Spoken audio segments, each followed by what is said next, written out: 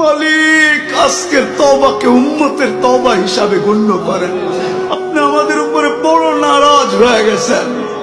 নাইলে অতীত তাকাইলে দেখি মালিক একজন হাত তুলতে দেরি, একজন চিৎকার দিতে দেরি, একজন আপনাকে অনুরোধ করতে দেরি, একজন বলতে দেরি, আকাশ থেকে সাহায্য আসতে দেরি হয় নাই, আপনার বাহিনী জাপায়া পড়তে দেরি করে নাই।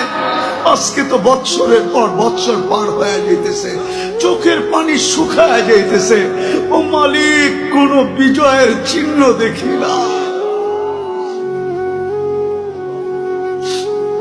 কত রোজাও তো ফিলিস্তিন ওয়ালাদের ইফতার হয়তো লাশ দিয়া, সেহরি হয়তো লাশ দিয়া। আল্লাহ এই রোজাও কি এরকমই হবে জানি না মালিক। এত নারাজ হয়ে গেলেন কেন মালিক? এত নারাজ হয়ে গেলেন কেন? বেশক আমরা শাস্তির যোগ্য, অস্বীকার করি না, কিন্তু আপনি শাস্তি দেন না।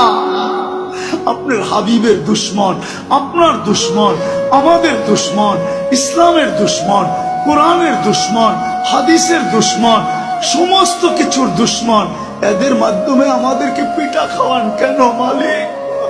কেন মার খাওয়ান? কেন ওদের হাতে আমাদেরকে বেইজ্জত করেন? কেন আমাদের মা বোনদেরকে বেইজ্জত করান? কেন দুধের শিশুর রক্ত জড়ে ওদের হাত দিয়া? আপনি কি আমাদেরকে ছেড়েই দিলেন?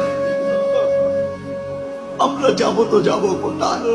আমরা তো এই কথায় বিশ্বাসী, লা মালজা ওয়ালা মানজা, লা মালজা ওয়ালা মানজা মিনকা ইল্লা ইলাইক।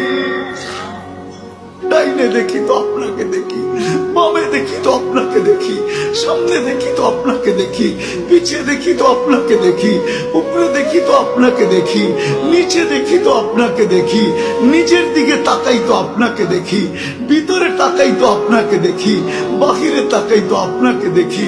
আপনাকে ছাড়া তো কাউকে আমরা চিনি না মালিক।